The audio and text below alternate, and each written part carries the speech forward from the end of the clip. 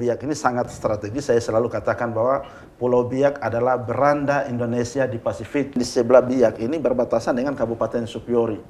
Kabupaten Supiori juga punya potensi ikan kerapu dan tuna. Di sebelah kami ada Kabupaten Yapen Waropen, Kepulauan Yapen. Kabupaten Kepulauan Yapen ini bahkan budidaya ikan baramundi. Di sebelah kami lagi ada Kabupaten Waropen dengan punya potensi kepiting yang luar biasa dan udang tiger. Semua ini dikirimnya ke Biak, baru dari Biak lah kami ekspor ke keluar. Sehingga saya selalu katakan bahwa pemerintah harus bisa melihat konektivitas ini karena potensi yang ada di wilayah Pasifik ini sangat luar biasa. Sehingga Papua tidak hanya dilihat sebagai wilayah yang penuh dengan konflik, Papua wilayah yang penuh dengan masalah, tapi ternyata di Papua juga sumbu ekonomi ini bertumbuh luar biasa.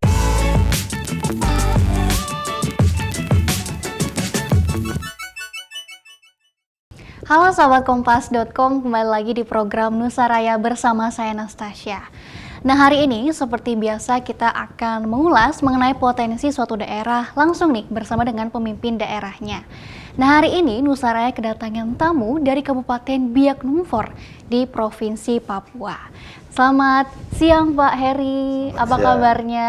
Wendy, kabar baik. Datang jauh-jauh dari Papua nih. Ya. Nah, perjalanan dari Biak ke Jakarta ini kurang lebih berapa lama nih Pak? Kurang lebih 5 jam. 5 jam, tapi langsung ya berarti ya? Transit Makassar 20 menit.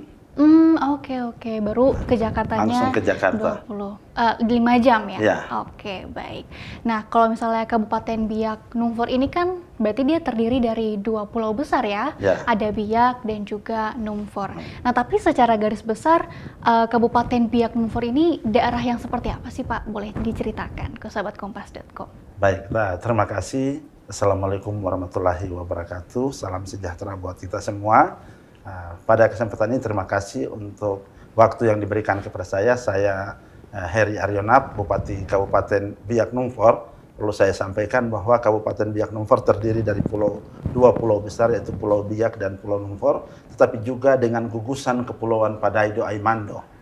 Sehingga Pulau Biak ini ada 19 kecamatan, 12 kecamatannya berada di daratan dan 7 kecamatan berada di kepulauan, sehingga 5 kecamatannya ada di Pulau Numfor dan 2 kecamatan di Kepulauan Padaido Aimando dengan jumlah desa atau kampung sebanyak 257 desa dan jumlah penduduk kami kurang lebih 146.000 jiwa. Dan Pulau Biak ini sangat strategis. Saya selalu katakan bahwa Pulau Biak adalah beranda Indonesia di Pasifik. Beranda Indonesia di Pasifik. Beranda Indonesia. Karena ini kepulauan ya yang langsung dengan Pasifik. Langsung merupakan berbatasan dengan Pasifik. Jadi kalau masuk ke Indonesia lewat Pasifik harus lewat Biak dulu. Sehingga Biak adalah wajah Indonesia. Wajahnya Indonesia di Pasifik. Dan ujungnya Indonesia di Pasifik yang langsung berbatasan dengan Laut Pasifik. Berarti kalau berbatasan dengan Laut Pasifik ini pastinya potensi unggulannya itu di perikanan ya dan juga kelautan.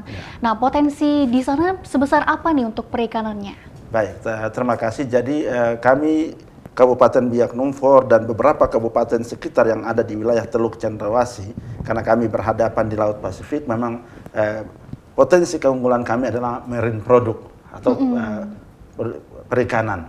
Sehingga khusus untuk Kabupaten Biak Numfor merupakan wilayah yang berada dalam wilayah penangkapan perikanan WPP 717. WPP 717 ini Pulau Biak yang ada di Pasifik memiliki potensi tuna yellowfin itu sebesar 1,1 juta ton per tahun. Dan sesuai dengan hasil penelitian survei yang dibuat oleh Kementerian Kelautan dan Perikanan, kami memiliki potensi tuna yellowfin 1,1 juta ton per tahun. Dan ketika kita mampu bisa mengekspor 600 sampai 800 ribu ton per tahun, maka ini akan menghasilkan devisa atau PNBP bagi negara. Ini jadi potensi besar banget ya potensi besar untuk menghasilkan devisa bagi negara. Nah, kalau ekspor apalagi tuna ini pasti yang paling banyak ke Jepang ya Pak ya. Nah, selain itu kemana lagi nih negara tujuannya? Ya, untuk saat ini kami bersyukur bahwa di tengah-tengah pandemi COVID yang melanda bangsa dan negara tapi juga dunia, kami Kabupaten Biak Numfor sejak tahun 2020, tepatnya pada bulan Agustus, kami sudah memulai dengan ekspor perdana kami yang dilepas oleh Menko Marves Bapak Luhut Binsar Panjaitan. Dan sejak 2020 sampai sekarang kami setiap waktu melakukan ekspor. Pertamanya kami ekspor ke Singapura, kemudian sekarang kami lanjut lagi ekspor ke Jepang. Dan ini pun telah rutin kami lakukan ekspor ikan tersebut. Karena Jepang memang suka nih, apalagi dibuat sashimi juga ya. Sangat benar. Kebutuhan tuna di Jepang ini sangat tinggi. Betul. Tapi kami juga belum mampu mengekspor semua ke Jepang karena masih terkendala juga dalam konektivitas yang ada. Konektivitas berarti ini pengirimannya ya berarti ya yang menjadi masalah. Apa tuh yang seperti apa yang memang masalahnya? Ya, yang pertama perlu saya jelaskan bahwa saat ini Kabupaten Biak Numfor baik para nelayan dengan koperasi tapi juga investor yang telah masuk, kurang lebih sudah ada 2 investor yang saat ini menangkap tuna di Biak. Dan kedua investor ini dengan jumlah kapal kurang lebih 50 kapal saat ini, satu kapal yang di bawah 30 GT itu rata-rata per kapal menangkap 11 ton per hari. Tetapi kuota kami untuk pengiriman di maskapai ini hanya sekitar 3 sampai dengan 5 ton karena harus berbarengi dengan penumpang. Kemudian konektivitas pengiriman kami harus dari Biak ke Jakarta, baru dari Jakarta ke Jepang. Berarti kurang strategis, berarti mesti balik ke Jakarta baru ke Jepang. Padahal bisa kalau langsung kan lebih cepat ya Pak ya? Kalau kita lihat dalam peta kita kan Biak itu lebih dekat ke Jepang. Iya, betul. Sebenarnya kalau kita pengiriman langsung kan cost-nya lebih murah, tapi juga kualitas ikannya, grade-nya bisa dipertahankan. Kalau kami kirim ke Jakarta lalu sampai di Jepang, kami memerlukan waktu 13 jam untuk ikan kami bisa tiba di Jepang. Ini yang kami juga berharap dan kami telah berkonsultasi ke kementerian terkait di Jakarta. Kami berharap ya bisa ada direct dari Biak langsung ke Jepang untuk potensi perikanan kita. Tapi kan bukannya di sana ada bandara juga nih Pak? Apakah memang saat ini belum bisa kah untuk penerbangan langsung ke Jepang atau seperti apa? Kami kalau untuk bandara tidak ada persoalan. Kami punya bandara terbesar juga di Biak yang sejak masa Orde Baru sudah dikenal dengan bandara internasional. Panjang runway kami itu 3,6 km, termasuk runway terpanjang, dan dulunya penerbangan dari Jakarta, Denpasar, Biak, Hawaii, Honolulu, Los Angeles. Tapi sekarang penerbangan ini sudah ditutup.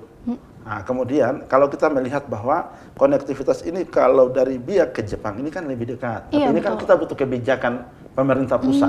Kalau pemerintah daerah ya kalau kebijakannya di kami pasti saya udah buat kebijakan itu. Tapi karena kebijakannya adalah pemerintah pusat sehingga kami pun masih menunggu. Walaupun kami sudah ajukan, bahkan Pak Menteri Perhubungan pun telah hadir dalam beberapa waktu kemarin ke Biak untuk melihat secara langsung dengan Menteri Kelautan untuk bagaimana mengatur direct penerbangan dari Biak ke Jepang. Jadi kendalanya memang ada di kebijakan pemerintah pusat ya? Kebijakan pemerintah pusat. Nah, mungkin selain dari konektivitas tadi yang jadi masalah, apakah mungkin ada masalah juga terkait dengan penyimpanannya juga nih? Karena kan ada, kalau mesti ngantri kan mesti ada yang disimpan dulu, ada yang langsung terbang tuh. Apakah ada masalah juga nih untuk penyimpanan ikan tunanya sendiri? Ya, kami bersyukur kami telah memiliki cold storage juga, kapasitas 200 ton, tetapi juga dari swasta membangun. Dan saat ini di tahun ini kami mendapat lagi kebijakan dari pemerintah pusat yaitu KKP dan provinsi untuk menyuplai kami dalam pembangunan cold storage dan pabrik es juga dalam menopang ekspor ikan. Yang kedua adalah hal yang kita lihat saat ini di Biak adalah BBM, kuota BBM. Saya telah bertemu dengan Menteri SDM dan puji Tuhan kami juga di tahap pertama sudah ditambah kuota dan saat ini sedang didorong lagi untuk menambah kuota BBM. Yang ketiga, karena memang kuota pengiriman yang masih sangat rendah, akhirnya kami jujur bahwa ada yang kami kirim lewat kapal, itu kami juga masukkan ke Makassar, Surabaya, dan Muara Angke, itu bawa ikannya juga dari kami dari Biak. Dari Biak juga. Sehingga ini pun kami lakukan sehingga tidak terjadi penumpukan ikan di kita. Tetapi ketika di dalam ya pasti harganya lebih turun juga. Tapi kami terus dengan upaya melakukan berbagai strategi. Nah tadi kalau misalnya masalah BBM ini sudah dapat bantuan juga ya dari pemerintah pusat. Nah tapi dilihat-lihat memang Bapak ini soal masalah BBM ini cukup tegas lah. Kemarin itu juga sempat melihat Bapak ini meninjau langsung untuk pemanfaatan BBM bersubsidi. Nah Emang apa pentingnya sih kemudian pemanfaatan BBM ini untuk keberlangsungan mungkin perekonomian dan juga peningkatan ekonomi di Biak sendiri? Ya baik, terima kasih. Mengapa saya sempat mempertegas masalah BBM? Jujur bahwa BBM subsidi ini kan diberikan oleh PPH Migas, Pertamina ini berdasarkan kuota jumlah penduduk yang ada di satu wilayah.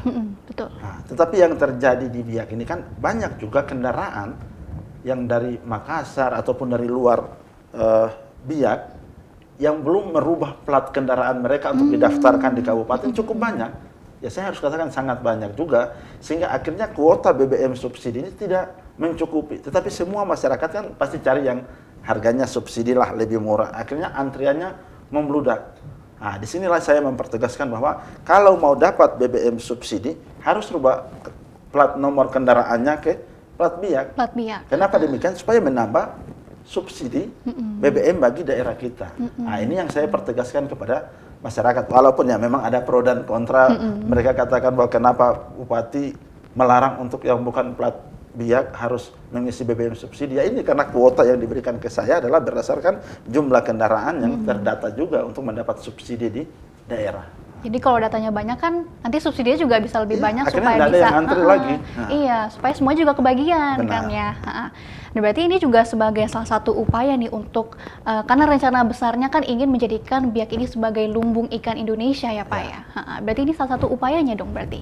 Iya, ini adalah langkah-langkah yang kami lakukan. Bukan itu saja, kami baru 2 hari yang lalu bertemu dengan Bappenas dan KKP dalam pembahasan strategi persiapan kami, karena dari tahun 2022 kami telah membangun atau membebaskan lahan seluas 150 hektar guna pembangunan pelabuhan perikanan nasional. Dan itu telah pemerintah daerah siapkan. Tetapi juga mendapat support dan perencanaannya sudah mulai dibangun dari tahun ini. Nah, dan targetnya adalah pelabuhan perikanan ini akan menampung seluruh kapal-kapal yang menangkap di WPP 717 untuk bongkar muatnya di Biak semua.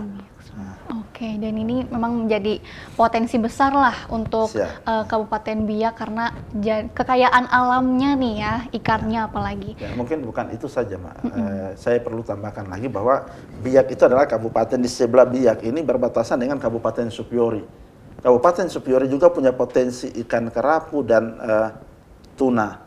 Di sebelah kami ada Kabupaten Yapen Waropen, Kepulauan Yapen. Kabupaten Kepulauan Yapen ini bahkan budidaya ikan baramundi dengan teknologi tercanggih yang diadakan dari Norwegia, pengadaan dari Norwegia. Di sebelah kami lagi ada Kabupaten Waropen dengan punya potensi kepiting yang luar biasa dan udang tiger. Semua ini dikirimnya ke Biak, baru dari Biak lah kami ekspor ke keluar. Sehingga saya selalu katakan bahwa pemerintah harus bisa melihat konektivitas ini karena potensi yang ada di wilayah Pasifik ini sangat luar biasa yang bisa mendatangkan. Jadi nggak cuma untuk Biak aja, tapi untuk kabupaten sekitarnya juga pasti akan mendatangkan banyak ini juga ya. Ya, siap, karena memang kabupaten sekitar ini punya potensi yang luar biasa, tetapi mereka tidak punya fasilitas yang bisa menopang, sehingga mereka semuanya ke Biak. Oke. Nah, kalau udah bicara emang soal tanah Papua ini emang nggak ada habisnya soal kekayaan alamnya, apalagi soal pariwisatanya. Nah, kalau misalnya kita datang ke Biak nih, Biak Numfor, apa sih destinasi wisata yang harus banget nih saya cobain kalau ke sana nih Pak? Ya, baik. Terima kasih. Yang pastinya saya katakan bahwa kita kenal dengan Bali, kita kenal dengan Raja Ampat, tetapi Biak tidak kalah dengan Bali dan Raja Ampat. Mengapa? Yang pertama saya harus katakan bahwa Biak mungkin belum terkenal Bali dan Jakarta karena jaraknya kami jauh dari ibu kota negara. Tetapi saat ini sejak saya menjadi bupati, kami menata seluruh infrastruktur wisata. Dan di mana langkah-langkah untuk sebelum saya mempromosikan wisata, saya awali dengan membentuk namanya Pokdarwis, yaitu kelompok-kelompok sadar wisata, untuk membina mereka.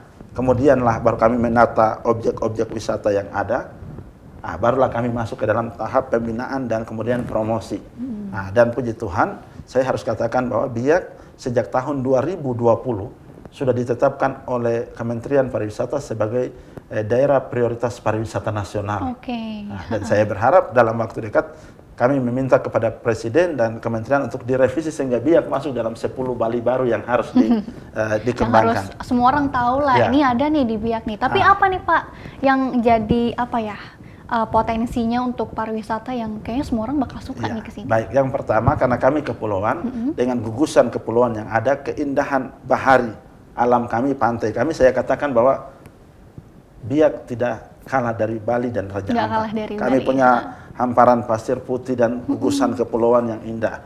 Di pulau-pulau Biak ini kita harus ketahui bahwa di Biak kita bisa menyaksikan lumba-lumba bermain jam 8 pagi.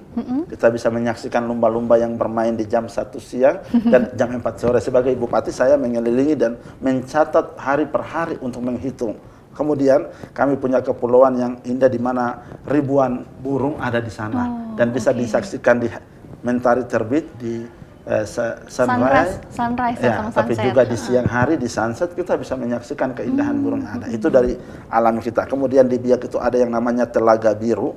Itu di sana airnya biru dan banyak wisatawan datang. Ada Telaga Hijau, ada Negeri Dongeng. Kenapa kami katakan Negeri Dongeng? Karena itu satu telaga yang dihiasi dengan pohon-pohon yang cukup indah dan di situ air tapi rumputnya bertumbuh di dalam air ini warna hijau. Nah, kemudian juga disertai dengan diving di Biak itu kami bukan saja baharinya tapi ada wrek.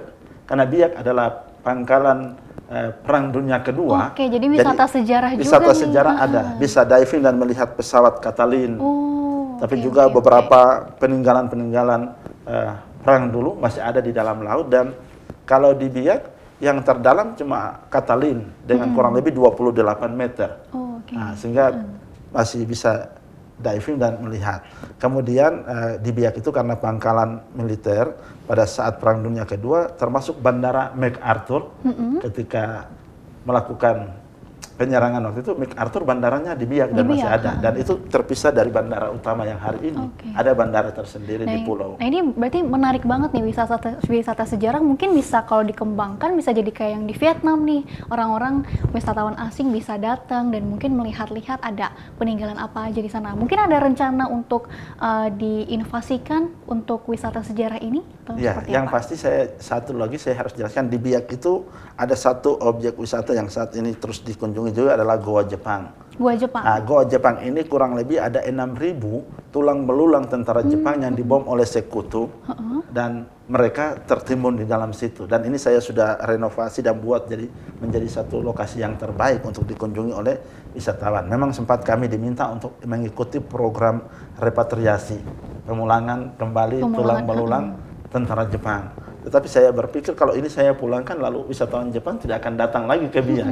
Jadi ini kami masih menghitung dan melakukan nego di bagian ini supaya ya puji Tuhan dari Jepang pun membantu kami untuk menata tempat tersebut menjadi bagus dan ini menjadi salah satu daya tarik dengan perlengkapan fasilitas perang yang ada kami masih simpan di tempat itu. Jadi potensi untuk mengundang wisatawan Jepang juga berarti ya ke Biak ya. Oke, baik.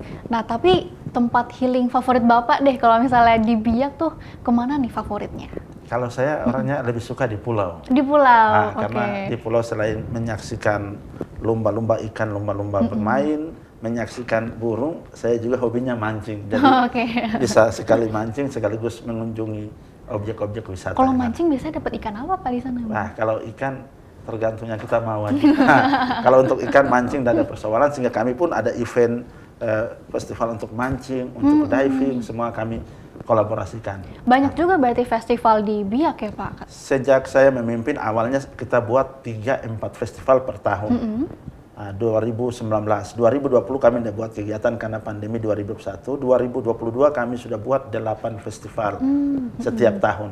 Dan 2023 ini kami sudah kurang lebih 15 festival. Jadi setiap bulan ada festival. Kalau yang sekarang lagi berjalan festival apa nih Pak? Ini nanti tanggal 1 Juli kami festival Biak Munara Wampasi. Oh, kegiatannya apa kalau itu? Jadi kenapa saya buat festival? Dengan hadirnya festival, saya katakan bahwa luar biasa kunjungan wisatawan yang datang ke Biak Numfor. Bahkan ya puji Tuhan dengan hadirnya festival-festival, saat ini beberapa hotel sudah dibangun di Biak. untuk menampung para wisatawan yang berkunjung. Dan kami bulan Juli yang pertama ini dalam kegiatan Festival Biak Munara Wampasi, kami akan melakukan satu ritual budaya Biak yang namanya Apen Beyeren. Apen Beyeren. Apen Beyeren ini kami membakar batu sampai merah, sekitar 10 meter, lalu kita berjalan menari di atas batu-batu itu tanpa menggunakan alas kaki. Oh, Nah, 10 meter kita pulang balik. itu nggak panas tuh Pak kakinya di Tidak. atas api itu? Bahkan wisatawan dari Jepang, dari Cina, dari Jawa, semua ikut berjalan di atas Oh, jadi lintasan tersebut. jadi atraksi Atraksi. untuk wisatawan asing Wisatawan juga asing. ya. Nah, yang kedua, dalam budaya Biak di bulan Juli itu akan terjadi yang namanya air itu menurun sampai Surut, ke titik surut, sampai ke titik terendah. Nah, di situ kami akan pasang jaring kurang lebih 5 km. Lalu ketika airnya surut, itu masyarakat berlomba-lomba menangkap ikan di situ. Jadi nggak usah ke laut, jadi tinggal Iya. nangkepin aja. Nah, yang Oke. ketiga juga kami tampilkan budaya-budaya kami di mana orang Biak bisa memanggil kuskus, satu jenis binatang di pohon, hewan namanya kuskus, Kuskus. itu dipanggil keluar dari hutan. Oh, Nah, oke. Nah, selain dengan festival seni budaya yang kami tampilkan, tapi juga kearifan lokal seperti lomba dayung, kemudian ada lomba menangkap ikan di malam hari, itu pun kami tampilkan semua. Selain dengan produk-produk UMKM yang kami lakukan dalam pameran UMKM. Oke. Nah, kalau produk UMKM kan biasanya untuk oleh-oleh nih. Ya. Nah, biasanya produk UMKM yang untuk oleh-oleh ini apa nih yang khas dari Biak? Ya, yang pasti di Biak kami punya handicraft yang ada ukiran-ukiran tersendiri, Ukiran. motif Biak. Jadi kalau di Papua juga itu di Jayapura, di Wamena dengan motifnya, kami di Biak juga Pasti punya ada motif motifnya, tersendiri. ha. Itu handicraftnya kami pembinaannya jalan. Kedua, kami karena punya potensi jahe. Jahe. Nah, kami yang mengirim jahe juga ke beberapa wilayah, maka kami dari jahe itu kami buat kemas sampai menjadi sebuah produk baik. Beberapa produk dari jahe. Kemudian tuna kami juga buat dalam bentuk pengalengan ikan asap tuna, abon ikan. Bahkan kami tahun ini sudah masukkan juga untuk pengalengan ikan, semua ikan tuna khas Biak. Oke. Nah, sehingga kami punya ciri khas. Memang kalau orang ke Biak pulang katanya kalau udah bawa ikan itu kurang gitu ya, kurang. belum Nah, ke Biak berarti. karena di Jayapura pun restoran mereka itu sudah menulis di depannya restorannya menjual ikan Biak. Ikan Biak. Karena Biak punya rasa ikan yang gurih, yang beda. Oke, yang beda dari yang lain gitu Ya. ya. Nah, selain tadi perikanan dan juga pariwisata, mungkin yang juga lagi ditingkatkan itu soal perkebunan mungkin dan juga hasil ternak ya seperti telur dan juga babi ya Pak ya. Ya. Kalau di Biak itu apa aja nih sektor yang unggul? Baik, terima kasih. Saya ketika menjabat sebagai bupati, saya melihat bahwa kenapa kita di Papua saja telur ayam harus didatangkan dari luar kota, luar provinsi Papua. Lalu saya memulai dengan mengajak masyarakat, mari kita beternak ayam petelur, dan puji Tuhan sejak 2020 kami sudah surplus dan swasembada. Akhirnya kami yang kirim ke kabupaten-kabupaten tetangga semua di Papua, mereka minta telur ayamnya dari. Nah, ini strateginya gimana nih awalnya? Ya, yang pasti saya mempelajari karakteristik masyarakat di Biak secara khusus. Yang pertama, mereka itu mau melihat dulu mana contohnya, harus ada role model. Iya, harus ada lihat dulu. Yang kedua, saya awali mereka juga dengan kelompok.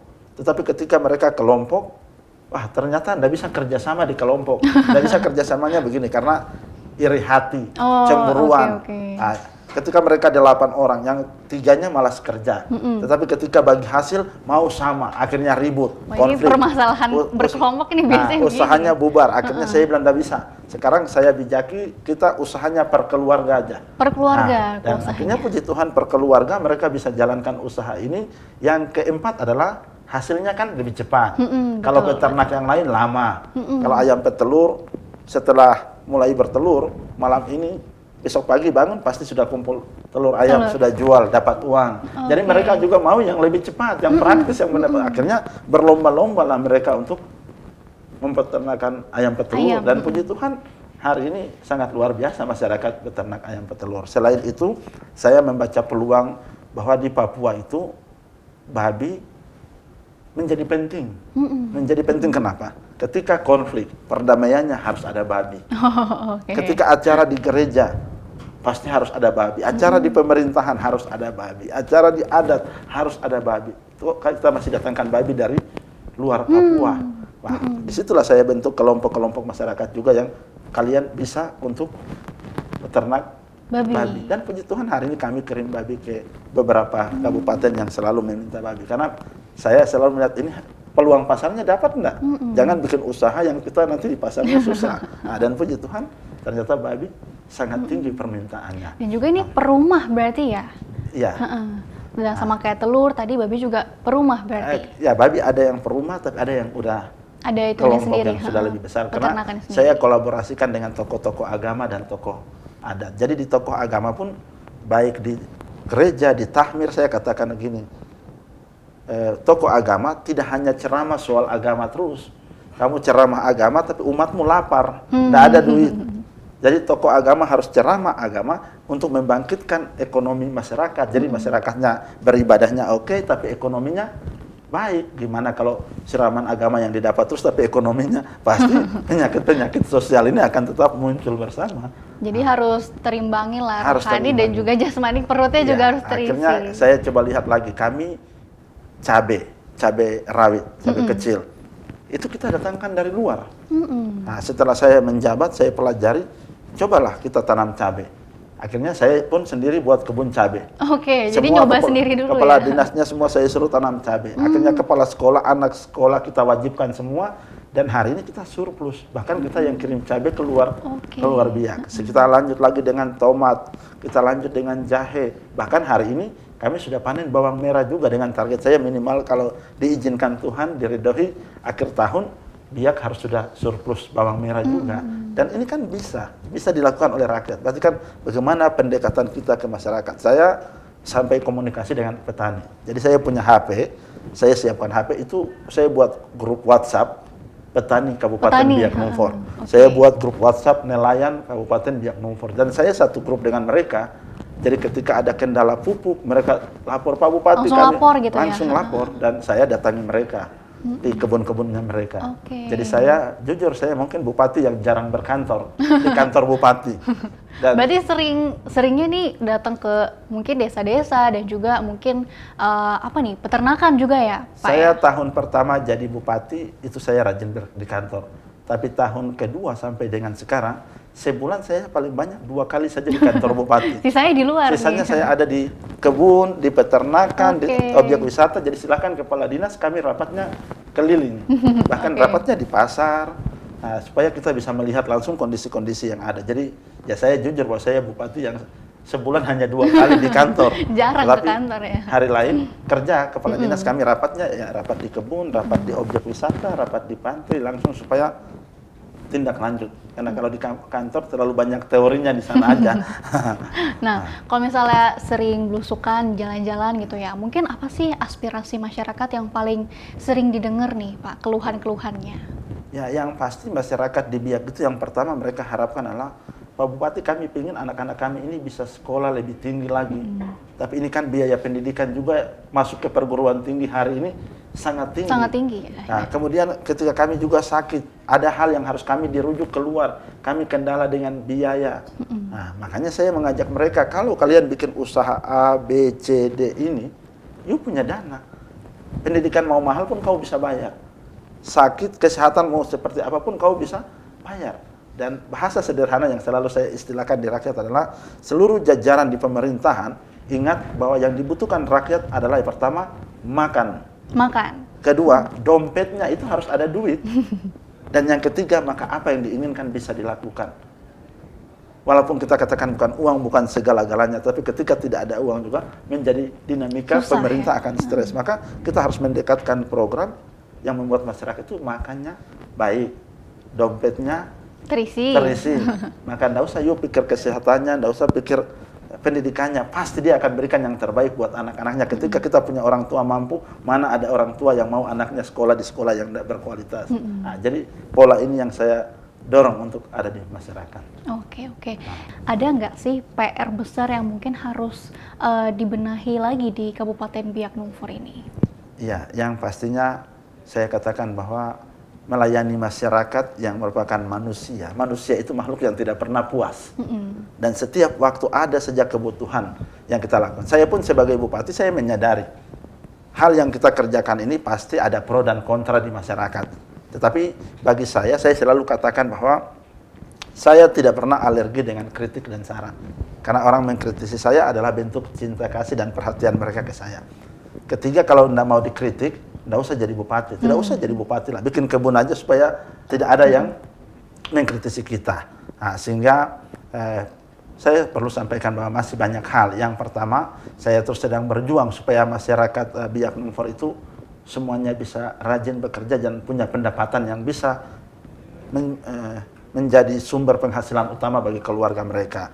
Yang kedua, saya saat ini sedang mendatangkan beberapa investor yang sedang membangun pabrik di Biak Numfor, dan ini merupakan bagian dari rencana saya. Dengan hadirnya investor ini membuka pabriknya di Biak akan mempermudah lapangan kerja bagi masyarakat, dan ini biasnya kan cukup besar.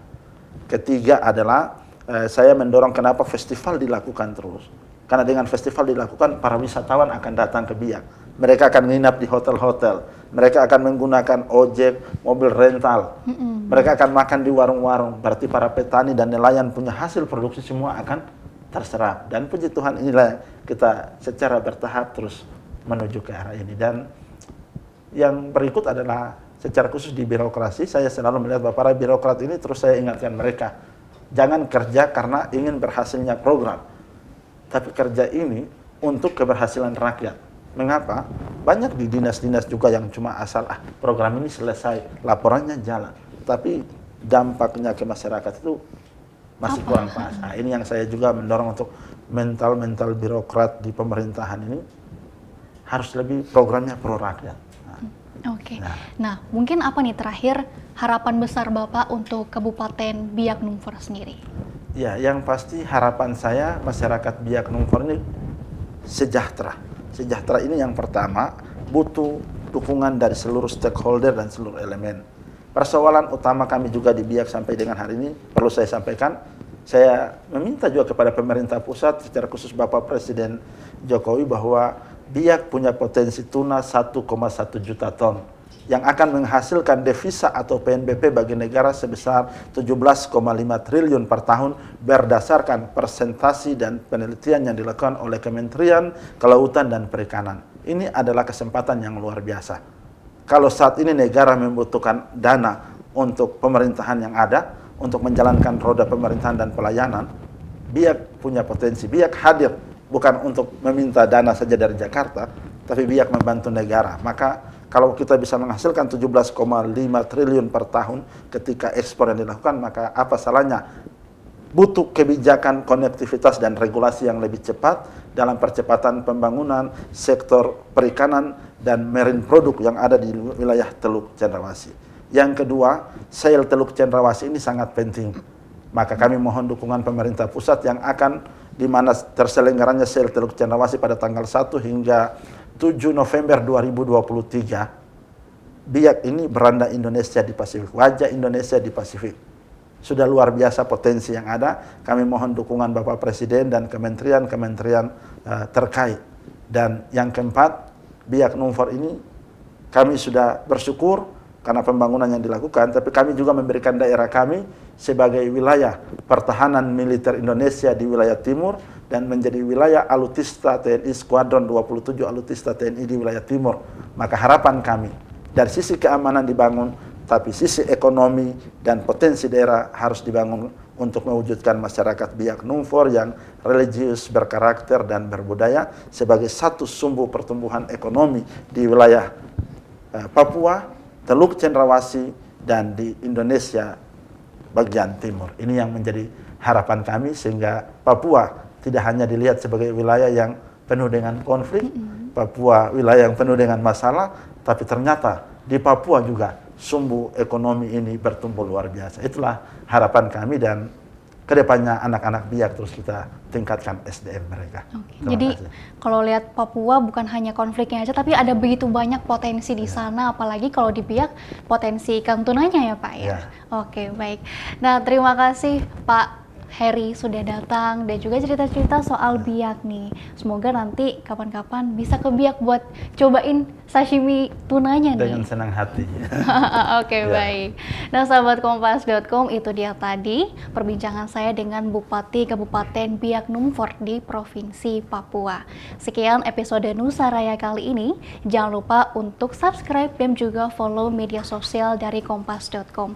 Saya Anastasia pamit undur diri. Salam Nusa Raya, semangat Bhinneka Indonesia Raya. Sampai jumpa.